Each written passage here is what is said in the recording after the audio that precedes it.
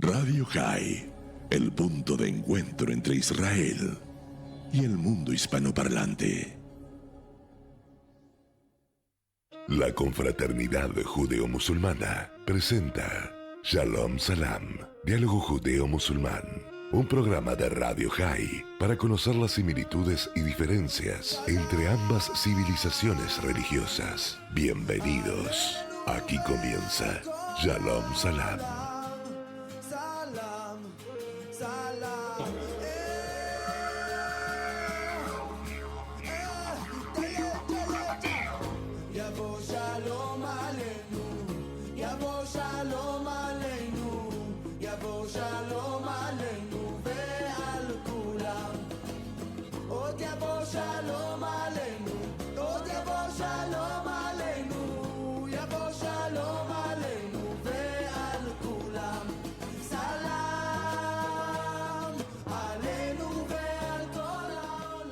Shavua Tov, buena semana para todos. Aquí estamos en este inicio de semana para compartir una nueva edición de este encuentro judeo-musulmán, Shalom Salam, la búsqueda de la paz, del diálogo, de la confraternidad, y lo hacemos con el imán Marwan Gil, a quien ya estoy saludando. Imán, ¿cómo le va? ¿Cómo estás? Buen día, assalamu alaikum, shalom, shavuatu, buena semana a todos.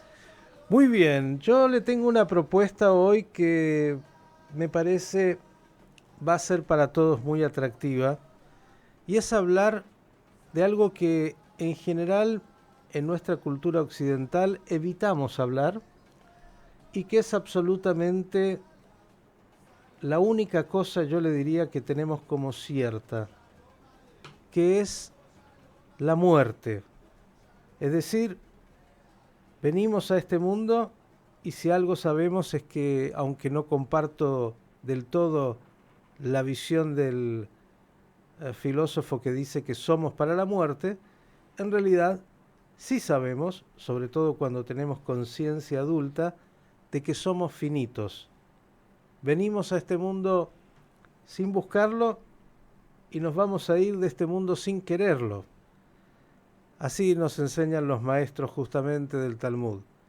Venimos con las manos cerradas como queriendo tomar todo lo que este mundo nos va a traer, y nos vamos a ir con las manos abiertas diciendo no nos llevamos nada.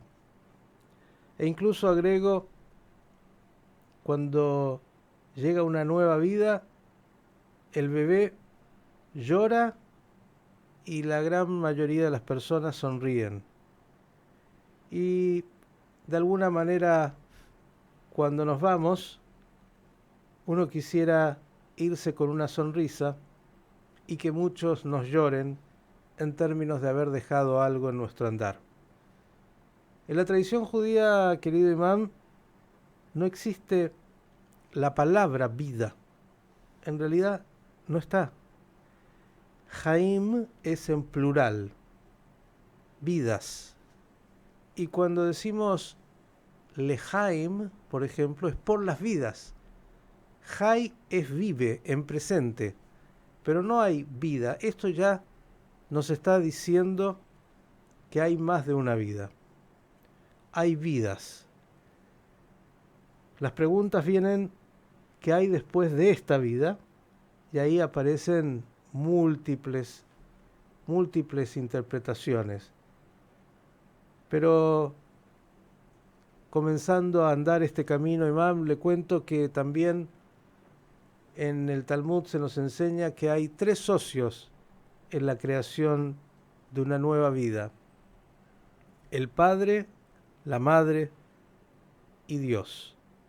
Dios que aporta la neshama, el alma, el hálito de vida. Es decir, esto que nos hace ser un poquito distinto de la especie animal, esa parte divina que tenemos en nosotros y que es el aporte que hace Dios, y donde agradecemos cada día en que despertamos a la mañana, porque esa alma vuelve a nosotros. De alguna manera, durante el sueño, está recorriendo esos mundos celestiales y cada mañana cuando nos reincorporamos agradecemos por esa alma que vuelve a estar en nuestro ser y que tenemos por misión cuidar, depurar, refinar durante el tiempo de esta vida. Creo que se parece mucho también al Islam, puesto que en la fuente judía se habla de este mundo como un pasillo angosto de alguna manera que transitamos, como para no perder la perspectiva de que hay más de una vida y que el tiempo que tenemos durante esta vida es limitado y que tenemos que hacer con él algo significativo. Dicho todo esto como introducción, he abierto el tema. En el Islam, querido imam, ¿cómo es esto? ¿Hay más de una vida? Sí, me quedé con tus reflexiones, Miguel. Creo que es fascinante el tema de la muerte y también todas las discusiones teológicas, académicas, científicas, qué pasa después. Y creo que eso es algo que es la verdad absoluta, que no somos seres eternos, al menos en este mundo, y con esta vida terrenal, ¿sí? Corporal. Am, y el Corán, por supuesto, también aborda este tema de varios ángulos. Y en un versículo dice incluso que cada alma, cada persona tiene que probar el sabor de la muerte. ¿Sí? Es la ley de Dios o la ley de la naturaleza, que no, nunca se podrá cambiar o modificar esa ley. Y a su vez el Corán también hace la referencia y dice que hay ciertas personas que cuestionan que si hay después de la vida o si Dios tiene el poder de resucitar al ser humano después de la muerte.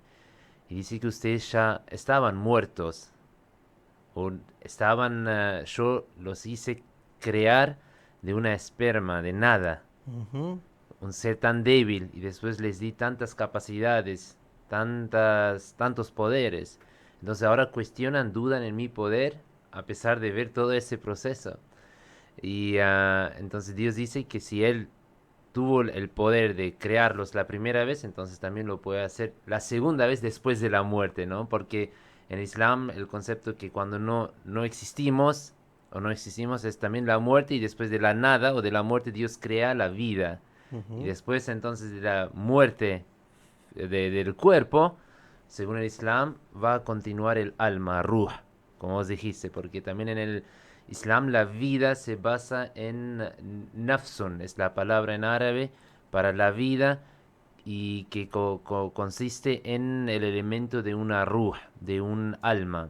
Ujú. Y consideramos que cada ser vivo tiene un alma, pero por supuesto ahora el alma de una alma, pero la diferencia entre el alma del ser humano es diferente que, por ejemplo, el mundo animal. Claro, hay un alma animal también, digamos, y hay un alma vegetal, hay un alma en todo, pero el ser humano tiene un alma especial. Exactamente. Y como vos dijiste, también es muy interesante que nosotros consideramos la definición de la muerte es en una dimensión, la definición de la muerte según el Islam es la separación permanente del cuerpo y del alma, y por otro lado es el regreso permanente del alma a Dios. Ujú.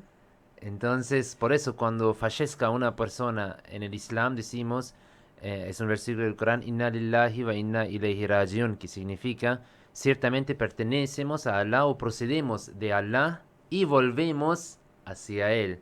Entonces Ujú. ya como que el mensaje es, por eso, para las personas, por supuesto es un momento dedicado, sensible, como vos dijiste, un momento de tristeza, de angustia, que son sentimientos naturales, pero en ese sentido también ya se deja en claro este mensaje de esperanza, que no es la muerte según Islam no significa el fin de la persona, el fin de la existencia, sino que es el regreso de su alma hacia el ser más La vivo que fuente es de... Dios, la fuente de la vida. Ujú. La materia vuelve a la materia, Y el cuerpo, y el alma vuelve al creador. exactamente, y el cuerpo sí, después de la muerte ya no tiene más o perdió su función. Y luego la vida más allá, que según el concepto islámico, luego va a continuar solamente el alma. Pero lo que es muy interesante, lo que vos dijiste también, la comparación entre los sueños y la muerte. Y según el Islam también, am, cada vez que dormimos se separa el alma y el cuerpo. Pero la diferencia entre la muerte y el sueño es, por eso se compara algunas veces también los sueños con la experiencia de la muerte y la vida más allá.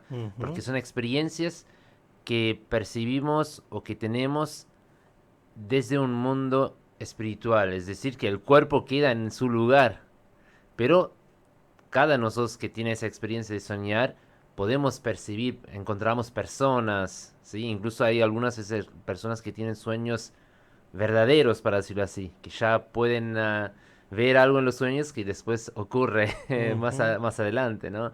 Entonces, por eso también en el Islam se compara los sueños con la experiencia después de la muerte. El misterio de la muerte, que está presente en todos los seres humanos, más allá de las religiones, y que, bueno, aparecen las diversas, digamos, de alguna manera, aproximaciones a esto que es lo único certero, absolutamente, que tiene esta vida, que en algún momento va a concluir, y el misterio que supone que vendrá después. Una pregunta permanente de todos. ¿Existe en el Islam lo que es la reencarnación, por llamarlo así, almas que vuelvan a la tierra y se vuelvan a, digamos, de alguna manera a posicionar dentro de un cuerpo? El Islam rechaza categóricamente el concepto de o ese concepto de la reencarnación. Y hay versículos del Corán que demuestran que una vez que una persona muera, o incluso se dice que un pueblo, ¿no? Gente o una persona, un individuo, no pueden volver más a esta tierra, a ese mundo, a esta vida. Sino que después ellos continúan o continuará solamente su alma. Y según el Islam también no es la cuestión de reencarnación, porque con la filosofía de de reencarnación, que más que nada muy presente en el hinduismo o también budismo, es luego la cuestión que uno no puede salir o lograr la salvación. Es decir, que es un ciclo que uno permanece en ese ciclo. ¿Sí? Ujú. Incluso ahí en la religión hindú, el concepto que también si por ejemplo vos, en base de tu karma o dharma, la próxima vida podrías incluso renacer como un animal. Ujú. ¿Sí? Entonces salir de ese ciclo es casi imposible, entonces siempre estás ahí y no podés. Y entonces por eso es para, según el Islam, es como que un concepto contra incluso también la misericordia, la clemencia de Dios, de no otorgar al ser humano la salvación y esa posibilidad de experimentar Dios y lograr la salvación. Y por otro lado consideramos que el propósito de esa vida es como un viaje, y nuestra estadía es como un viaje o como un viajero temporario. Entonces ese viaje sirve solamente, es como una prueba, un examen. Y el propósito verdadero es luego la vida más allá. Ahora tampoco eso no significa tomar esa vida como nihilismo, ¿no? Entonces no tomar en serio, sino poner, sino que es una prueba, es un examen, que tenemos que probar y cumplir el propósito de esta vida. Incluso el concepto del paraíso o la salvación no es que uno debe dejar para el más allá, que vamos a ver qué pasa después, Ujú. sino que uno tiene que preparar ya en esa vida o ya sembrar las semillas y ya preparar el campo. ¿Sí? Por eso dice el Corán que prepárense para la muerte. Preguntas. Digo estas preguntas desde también la visión judía. En el judaísmo, en realidad, cuando alguien pregunta ¿y qué piensa el judaísmo? Habría que responder depende, siempre, porque hay tantas lecturas diversas como, yo diría, pensamientos judíos diversos. Entonces, si alguien pregunta, bien, ¿y hay reencarnación? Y uno diría, depende de quien te lo conteste. Los místicos judíos, ¿sí? Los cabalistas podrán hablar seguramente en algún momento, algunos de ellos, de que las almas vuelven y que hacen un nuevo recorrido hasta llegar, bueno, al final de ese recorrido. Otros dirán, esto no es así. Algunos leerán el texto de Ezequiel de Atzamot Yebeshot, los huesos secos, y dirán a partir de esto, y es un tronco casi central para muchos, es lo que se llama Tjiat HaMeitim. De hecho, Maimónides lo plantea como uno de los principios de la fe. La resurrección de los muertos, cuando llegue el día de el día del Mesías, el día final, Biat HaMashiach, bueno, los muertos, de acuerdo a una lectura que se transformó, como digo, bastante central, van a volver a la vida con su cuerpo. Por eso, por ejemplo, no se permite la cremación y una cantidad de otras leyes, porque se piensa que esos huesos van a retomar su forma humana en términos de la... Otros dirán, no, no, obviamente es un mensaje alegórico y está hablando de, bueno, la vuelta a la vida, entre otras cosas, él lo plantea alguno como la vuelta del pueblo de Israel a la tierra de Israel y la resurrección de los muertos, por decirlo así. Pero digo, hay muchas lecturas y aproximaciones, porque en realidad nadie sabe. Como nadie fue y volvió y contó, en realidad, por lo menos que nosotros le creamos, ¿no?, que haya ido y volvió, en realidad hay muchas lecturas y aproximaciones diversas. Por eso digo, en el judaísmo, a veces, claro, depende quién te contesta. Si hablas con un místico, hablas con un racionalista, hablas con, por decirlo así, un maestro de tal escuela o de otra escuela. En el Islam, ¿es igual? ¿Hay más de una lectura sobre qué hay después de la vida? Por supuesto, ahí también en el Islam tenemos también más de 70 facetas y formas de leer, de interpretar el Islam. Y eso incluye también el concepto del paraíso, también la vida después de la muerte.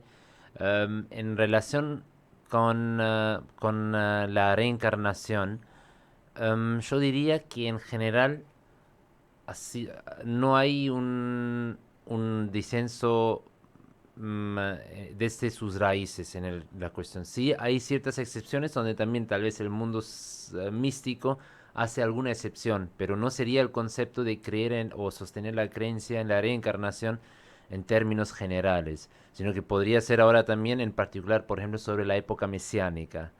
Y cuando viene el Mesías, ¿sí? Entonces que ciertos muertes van a volver a la vida. Entonces sería una interpretación en particular sobre un caso en particular. Ujú. O, por ejemplo, hay grupos musulmanes que sostienen que el alma del profeta Mohammed, la paz sea con él, nunca se separó, se alejó de este mundo, sino que siempre está presente acá. ¿Y que vuelve en otra figura? No, no vuelven otra figura, pero que su alma está presente todo el tiempo acá. Entonces, cada vez que nosotros, por ejemplo, hay grupos sufís, los místicos, que piensan cada vez que nombramos al profeta Mohammed, la paz sea con él, entonces se acerca su alma y está entre nosotros. A propósito de esto, hay plegarias donde se intenta vincular el hombre con almas de otras personas que ya no están. Nosotros consideramos que es posible esa experiencia en sueños, en visiones, pero lo que es cierto es que las almas de personas fallecidas ya no tienen el poder de tomar una influencia o influir este mundo, esta vida acá. ¿Sí? Es solamente una experiencia que uno puede tener, un encuentro, pero no es que ellos tengan ahora un poder en particular para otorgarnos, para bendecirnos o para que puedan influir o tomar alguna influencia sobre el mundo acá. Bien, no se las evoca, digamos, como algo que de alguna manera conecte con este mundo. No, no, no. Bien, estamos aquí con el imán Marwan Gil hablando de un tema que sin duda es apasionante y que tiene que ver con, bueno, la vida después de la vida. Existe, por lo menos para el judaísmo y para el islam, no es esta la única vida, pero como en todo, hay que tratar de pensar de qué se trata la otra vida, de qué se trata esta vida y cuál es el sentido. Después de un poco de música, claro, nuestra audiencia también puede participar y preguntar y opinar. Lo pueden hacer como siempre en el WhatsApp de Radio High 54911 3370 0963. ahí justamente pueden dejar su mensaje, como Cecilia, que ya voy a ver qué es lo que nos está diciendo, todos los que quieran. Estamos hablando hoy de este tema, el tema de la muerte, que tiene vínculo directo, obviamente, con la vida.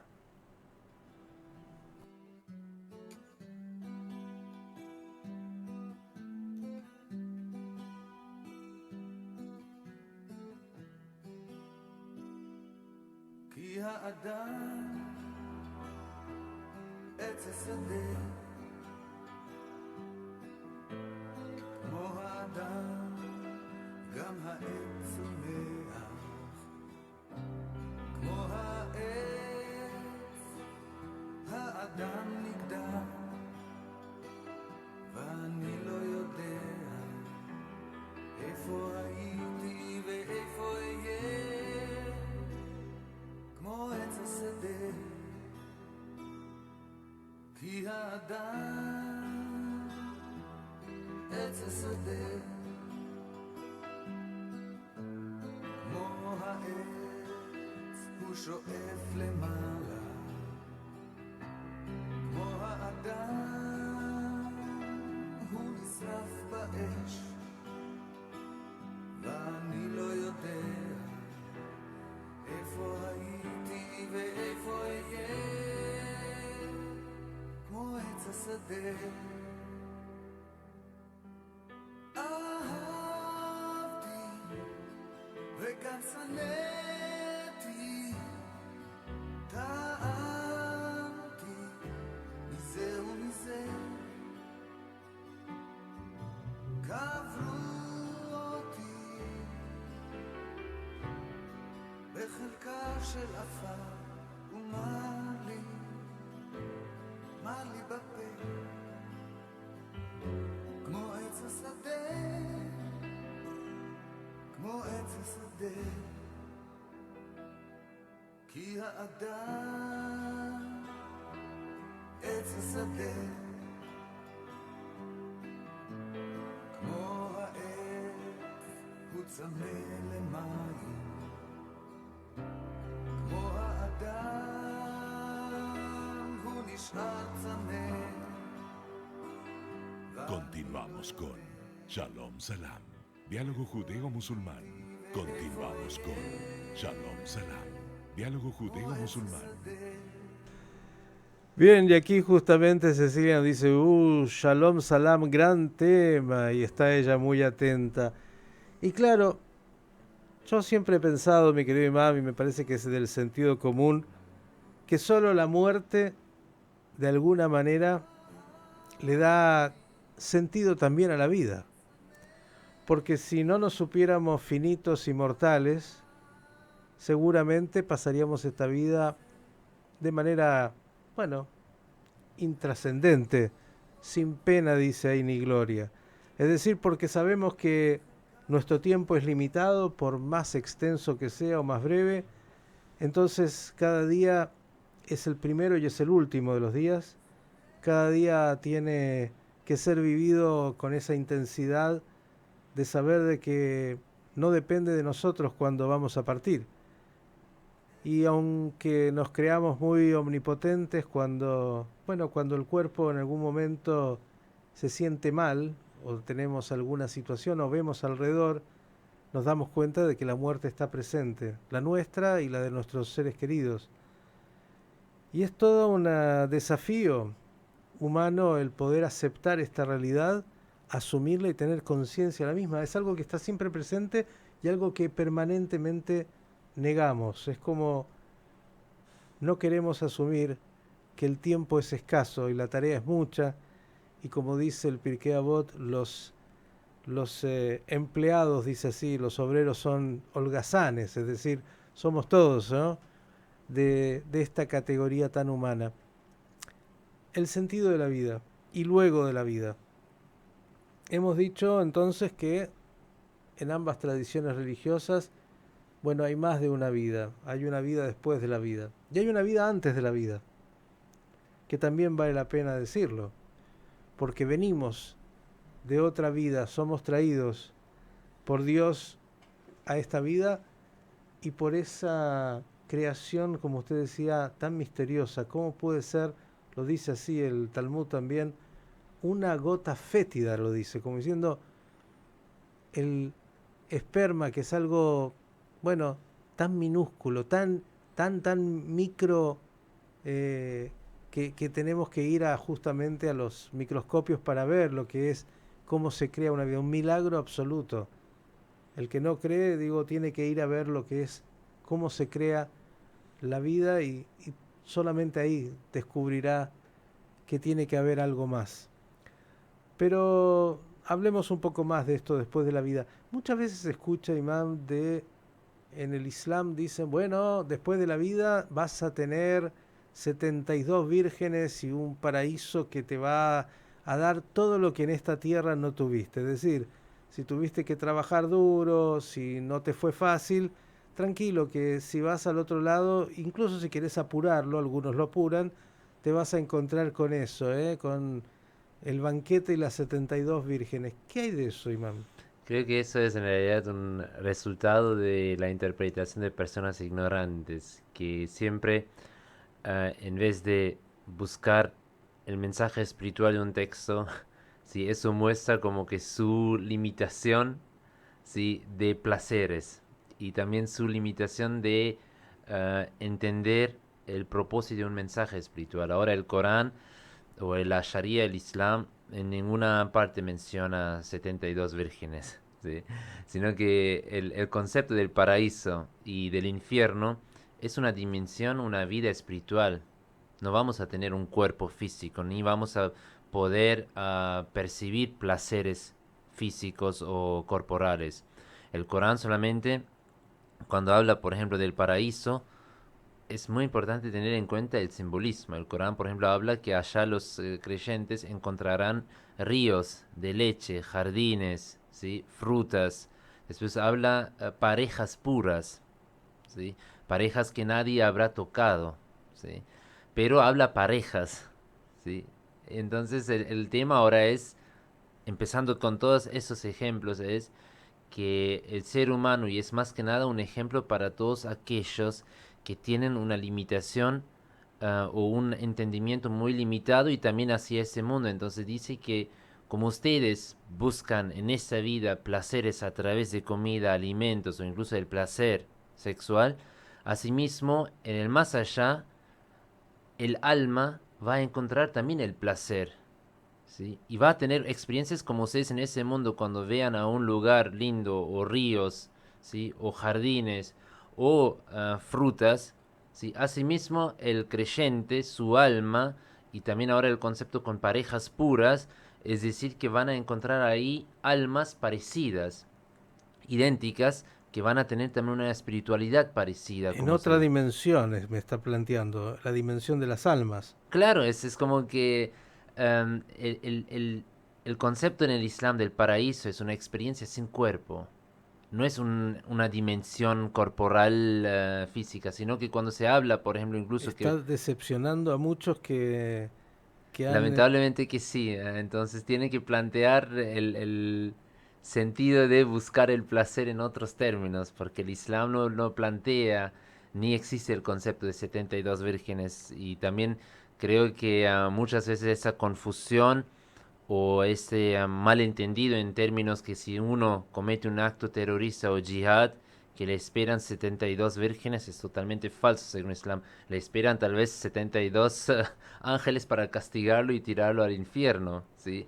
Pero no existe el concepto con las vírgenes, es algo totalmente contra la esencia del Islam. Ya que tocó esto de paraíso e infierno, lo hemos tocado alguna vez. En el Islam existe esto, ¿no? Paraíso e infierno. ¿Cómo es llamado dentro de la tradición islámica? Sí, existe Jannah, la palabra para el paraíso, y Jannah en realidad significa algo que, literalmente significa algo que está oculto, oculto o invisible de tus ojos, ¿sí?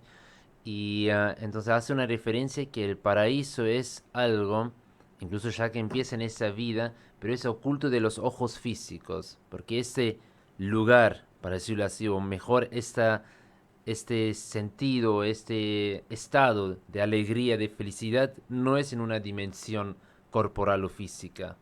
¿Sí? Por ejemplo, solamente por tener dinero o cierta situación económica, no significa que estés en el paraíso, para decir así, sino que el paraíso es el estado de tu alma, de tu corazón, de tu interior, ¿sí? Y no es nada que ver con las características físicas o corporales o exteriores. Por eso se menciona incluso que hubo un rey y su servidor, su esclavo. Y el rey tenía tanto dinero, pero a la noche no podía dormir porque estaba siempre escondiendo sus monedas, su dinero, porque no podía dormir y constantemente tenía la percepción que alguien podría invadir su palacio. Y por otro lado, su servidor, que tenía una habitación simple, nada, dormía en el piso, dormía cada noche en paz, en tranquilidad. En la Sí, tradición porque, judía sabe cómo se llama esto. En el Pirkei Avot dice, Marvé Nehasim, Marvé de Agot. El que aumenta sus posesiones, aumenta sus preocupaciones.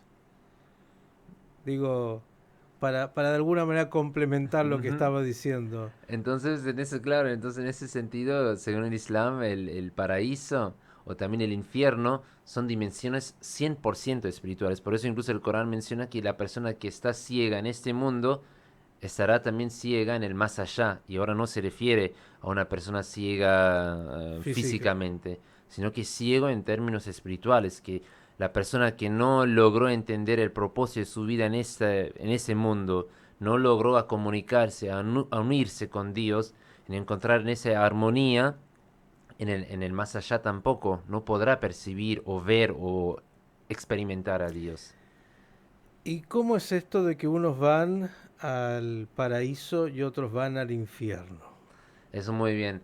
En primer lugar, según el Islam, la etiqueta de ser musulmano, ser judío o ser cristiano no te garantiza la salvación, sino que el Corán categóricamente explica quién cree en Dios y luego, muy importante, y hace buenas obras. ¿Sí? Y después dice entre los creyentes, los judíos, los cristianos, los sabios. ¿Sí? Entonces también es importante que el Islam no limita la salvación a los musulmanes, sino que cualquier persona de cualquier religión que cree en Dios y hace buenas obras, la puerta de la salvación está abierta para él. Y al final la última decisión toma Dios. Ujú. Entonces, ¿quién va a entrar al paraíso y quién no? Es la decisión del Creador.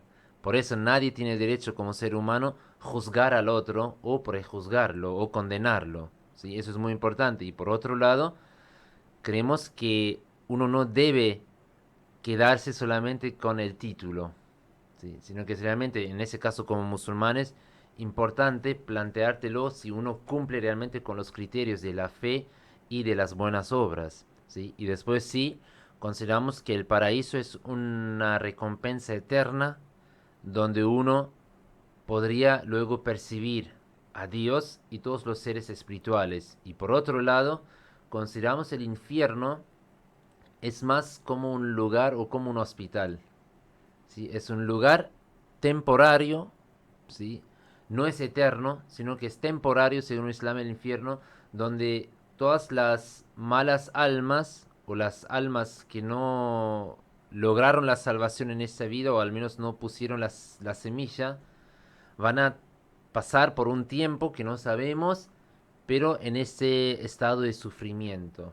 ¿Sí? Infierno tampoco no es un lugar físico, sino que se refiere quemar en ese sentido como un quemar por la culpa, que por qué pudimos o no pudimos reconocer a Dios, no reconocer el propósito verdadero de nuestra vida. Entonces sería ese periodo y una vez que ellos se purifiquen y que estén aptos en reconocer o percibir a Dios, van a también llegar al paraíso. ¿Sí? Bien. Pero lo que es importante que según el Islam el infierno no es un castigo permanente o eterno. Usted sabe, Iván, alguna vez se lo he comentado, que en el judaísmo, a ver, aunque creemos en que existe más de una vida, ya lo dije, la palabra misma nos dice que hay vidas, si no hay una vida. Bueno, en realidad el énfasis está puesto en esta vida. Como todo está hecho para cuidar esta vida, la santidad de esta vida, incluso el concepto de pikuach nefesh, el salvar una vida obliga religiosamente a uno a suspender todas las leyes que uno pueda estar observando para salvar la vida de uno o de otra persona, ¿no? Es decir, la santidad de esta vida está por encima de cualquier cosa. Y en ese sentido, la otra vida puede esperar. Y esta tenemos que preservarla y cuidarla. Y en ese sentido, como dije, todas las leyes pueden ser transgredidas en términos de salvar la vida de uno o de otra persona. ¿En el Islam hay algo parecido? Sí, en el Islam también es la importancia o la superioridad de la vida. En ese sentido podemos ver que el Islam enseña que quien salva una vida es como si hubiera salvado a toda la humanidad. Ujú. Entonces también un ejemplo, y también es importante recalcar que no dice que la vida de un musulmán, sino que la vida de cualquier ser humano. Entonces eso también para entender la importancia de la santidad de la vida. Incluso por eso una vez, ah, también un ejemplo para entender la importancia del respeto interreligioso, ¿no? Una vez el profeta estaba con sus discípulos y en Medina un grupo judío llevó el cadáver de una persona fallecida de su comunidad Ujú. al cementerio. Y tras ver a ese grupo el profeta se levantó y expresó su condolencia. Y cuando ya pasó ese grupo, su discípulo le preguntó al profeta, pero el profeta era una persona judía, entonces ¿por qué expresó su condolencia? Y el profeta, en palabras muy breves, en árabe dijo a Leisat Nafsan, que él no era un ser humano. Sí, Ujú. entonces la importancia que también como creyente, sin ahora importar cuál es su origen, su etnia, su religión, simplemente el hecho que somos seres humanos ya nos obliga en respetar y santificar su vida. Lo voy a llevar a un tema más delicado, querido imam, y que tiene que ver con la existencia en esta vida. La verdad es que muchas veces a nuestros ojos la vida se plantea como injusta y se da demasiadas veces que niños, personas en todos los lugares sufren y mueren antes de tiempo. Y es uno de los grandes desafíos también de la religión, dar respuesta a esto de por qué, por ejemplo, un niño que no tiene ninguna ningún pecado, por decirlo así, es inocente absolutamente, bueno, parte antes de tiempo. ¿Qué es lo que a usted, porque le tocará también esto como imam y como ser humano, qué se dice, qué se piensa? Nosotros en Islam pensamos, para entender ese tema hay que volver a plantear el concepto, la filosofía del sufrimiento. ¿Por qué existe sufrimiento? ¿Sí? Y nosotros consideramos que sufrimiento no es algo que existe en ese mundo o que fue creado de manera independiente, sino que es parte de un plan total. ¿Sí? Entonces hay que ver el sufrimiento como una parte de la totalidad de la existencia de la creación. Y según el Islam, el sufrimiento también es un medio, una forma de avanzar, de progresar espiritualmente, pero también en todos los términos. Porque para evitar el sufrimiento, fíjense que también es ese dicho que la necesidad es la madre de muchas inventas. Ujú. ¿Sí? Porque cuando tenemos la necesidad y queremos evitar el sufrimiento, ese es cuando se activa el chip. ¿Sí? Entonces, según el Islam, el sufrimiento es como la parte condicional o fundamental para definir luego también la alegría, la felicidad, ¿sí? El consuelo. Es como para definir la luz necesitamos la oscuridad, la sombra. ¿Sí? Ujú. Asimismo, el sufrimiento hay que entenderlo en ese contexto. Y el propósito, Dios no quiere que el ser humano sufra, pero es necesario el sufrimiento para que podamos valorar, apreciar y llegar a la felicidad, a la tranquilidad. Y ahora, por supuesto, nosotros según el Islam creemos que en la gran mayoría de los casos de nuestro sufrimiento en la vida cotidiana se basa o es un resultado de nuestras propias acciones. Entonces no es un sufrimiento predestinado, no es un sufrimiento que es en ese sentido um, directamente bajo la voluntad divina, sino que si nosotros, por ejemplo, hoy en día vemos acá, por ejemplo, la pobreza o la crisis económica, o luego ahora la amenaza de las guerras, ¿sí? O en ciertas regiones ya tenemos guerras, ¿sí? Entonces son resultados del mal uso de nuestro libre albedrío. Está bien, pero ¿qué diría cuando en una familia un niño muere por lo que sea, por una enfermedad o por una situación desgraciada de un accidente o Dios no lo permita también por el asesinato que también acontece? En ese caso sí, por supuesto, consideramos que no es que él fue castigado, ¿sí? O no es en ese sentido una consecuencia de sus pecados, nada por eso. El sufrimiento no consideramos que es el resultado de tus pecados. Entonces el sufrimiento no tiene nada que ver con tu nivel de espiritualidad, sino que es una ley que funciona de manera independiente. Y en ese sentido creemos que el sufrimiento o incluso en ese sentido la muerte de personas inocentes o también recién nacidos Ujú, ujú. es una forma para nosotros también de valorar la vida.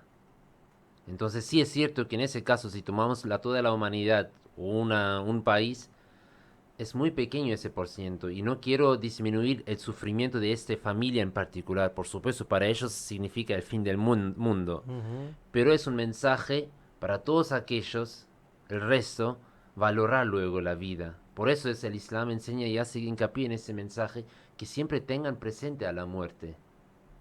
¿Sí? No es que nos toca la muerte cuando tengamos 80 años, 85 años. ¿Sí? Por eso se da el ejemplo que incluso enfermedades que uno ya viene con una enfermedad de este mundo. Entonces también valoren simplemente el hecho de que puedan respirar, que puedan funcionar sus manos, sus piernas. Entonces todas esas cuestiones. Ahora, a mí me pasó también muchas veces, Miguel, por ejemplo, si vos pasás en las calles y ves a una persona discapacitada, naturalmente la primera cosa es, por supuesto, sentís empatía hacia esa persona y por otro lado agradeces a Dios. Y gracias a Dios. Y no importa que en ese momento antes, 2 segundos antes, te estabas quejando tal vez sobre cualquier cosa. Pero en ese momento automáticamente tu primer pensamiento es gracias a Dios.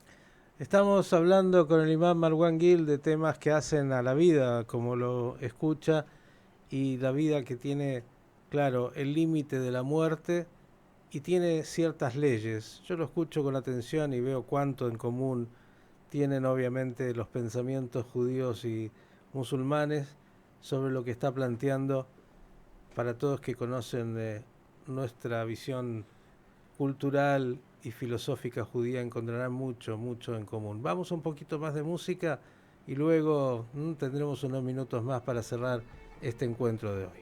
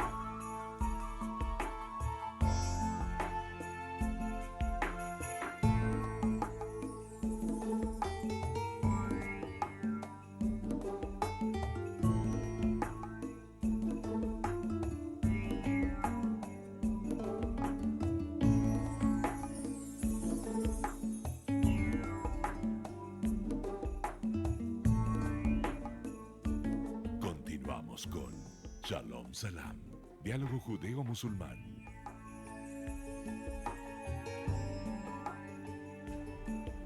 Bien, y hemos dedicado este programa, querido imam, al misterio de la muerte, que tiene tanto que ver con el sentido de la vida. Miren cómo lo planteé. El misterio de la muerte con el sentido de la vida. Solo porque somos mortales podemos ponderar la vida sabiendo de que en algún momento todos vamos a pasar y que no depende de nosotros ese momento. Eso es parte de ese misterio profundo. Y lo que depende es lo que hacemos entre esos dos misterios, el misterio de haber llegado a este mundo, que tampoco fue una decisión nuestra, y ese otro que es cuando partamos. ¿Qué vamos a hacer en el transcurso de estos dos puntos? ¿Cómo vamos a transitar esta vida? ¿Qué contenido le vamos a dar a esta vida?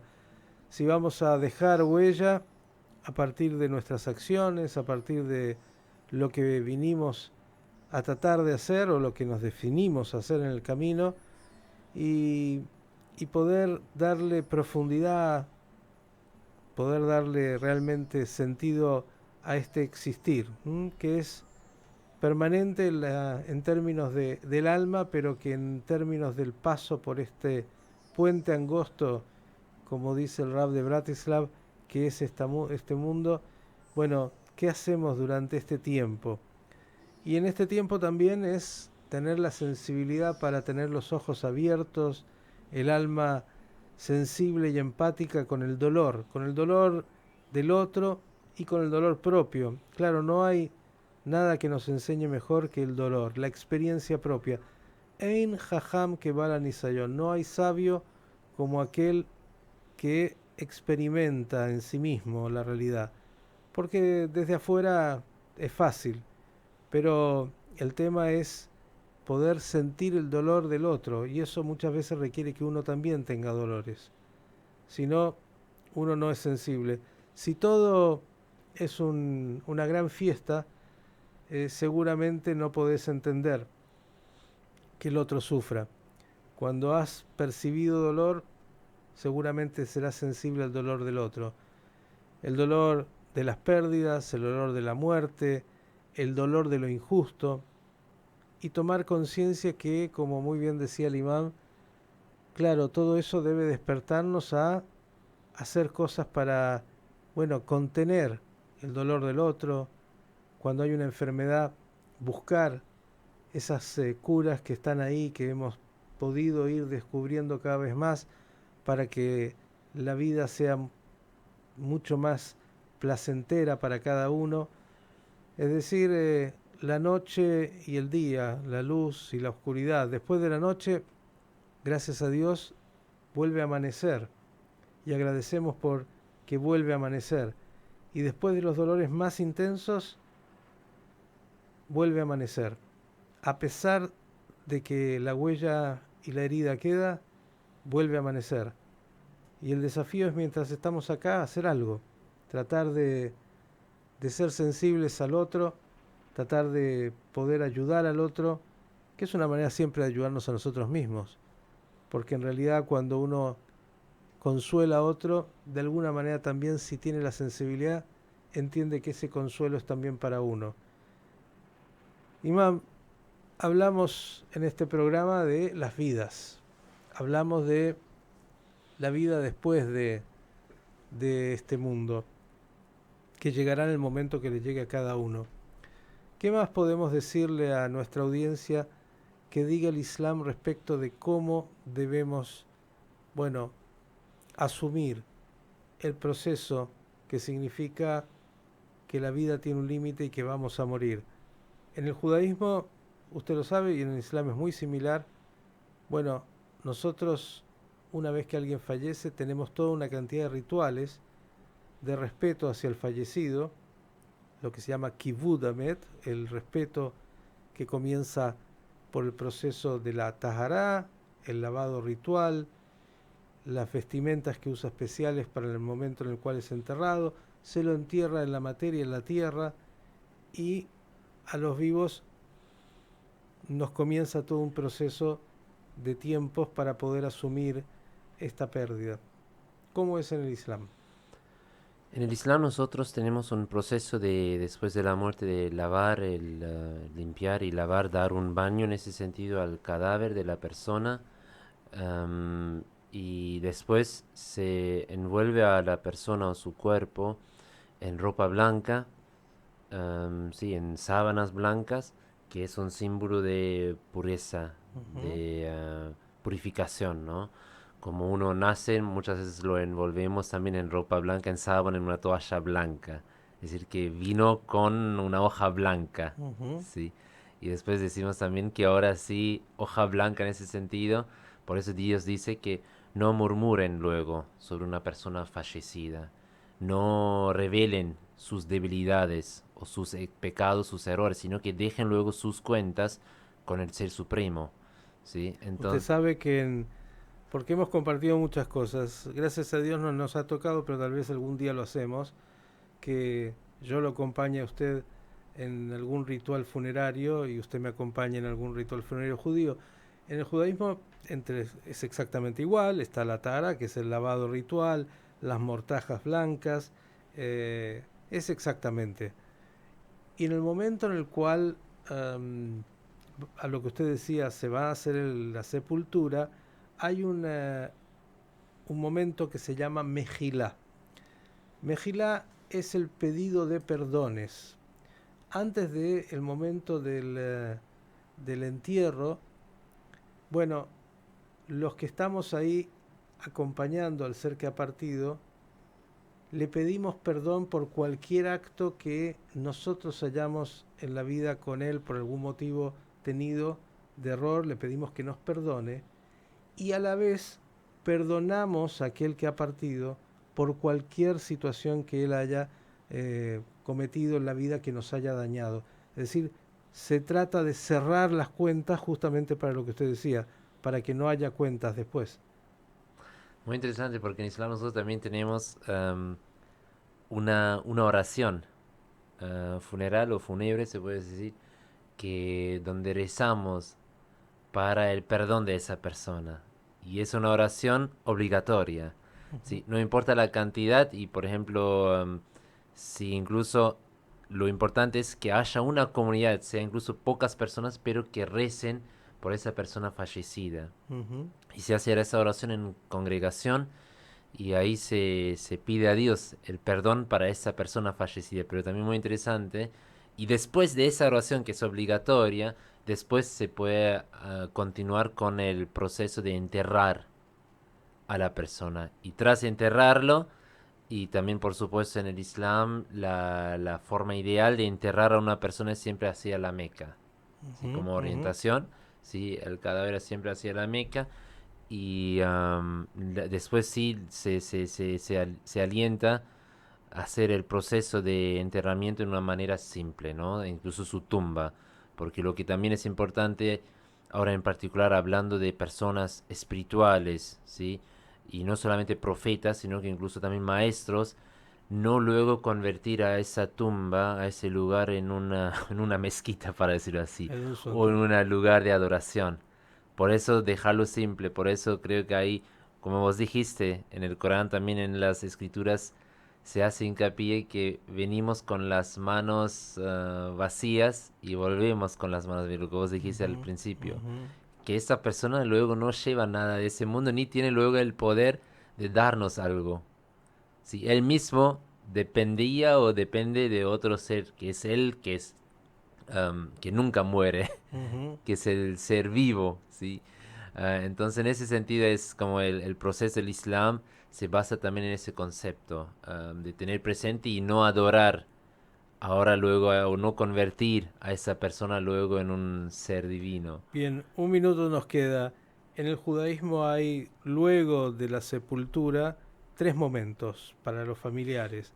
Los primeros 7 días, que se llaman Shiva, que es un duelo estricto, la familia está toda reunida en su casa, no sale, los amigos y algunos familiares que no están en duelo directo los alimentan, bueno, no nos afeitamos, la ropa que fue rasgada en el momento de la sepultura, se rasga la vestimenta, se sigue usando toda esa semana.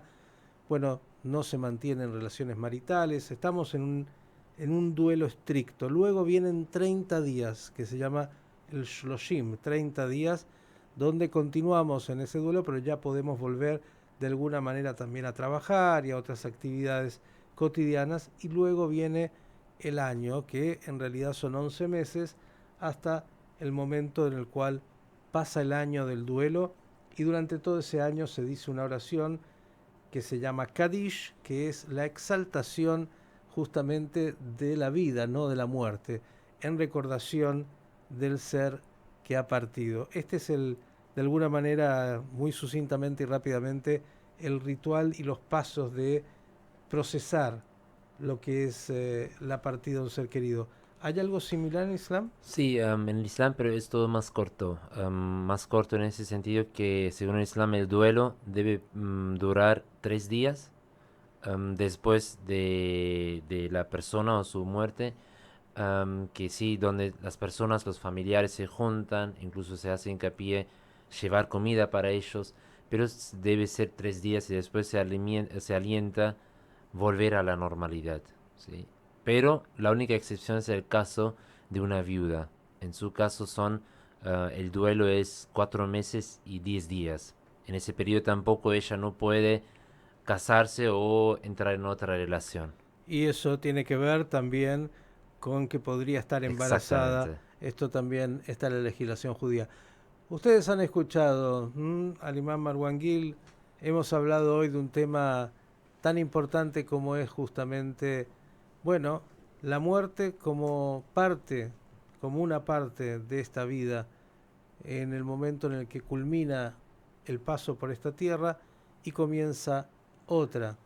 Lo importante es dejar huella aquí, porque eso seguro significará algo allá y también aquí.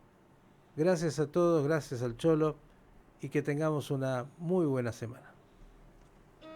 La confraternidad judeo-musulmana presentó Shalom Salam, Diálogo Judeo-Musulmán, un programa de Radio High para conocer las similitudes y diferencias entre ambas civilizaciones religiosas. Los esperamos la semana que viene en Shalom Salam por Radio High. Salam, salam.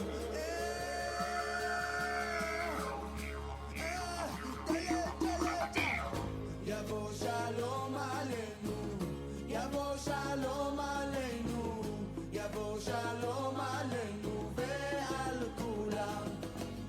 Od yavo shalom aleinu, od yavo shalom aleinu, yavo shalom aleinu ve'al kulam. Salam aleinu ve'al kol ha'olam. Salam, salam, salam aleinu ve'al kol ha'olam. Salam, salam. Yavo shalom aleinu, od yavo shalom aleinu, yavo shalom aleinu ve'al kulam. Od yavo shalom aleinu, od yavo shalom, od yavo shalom aleinu ve'al kulam. Salam aleinu ve'al kol ha'olam. Salam, salam,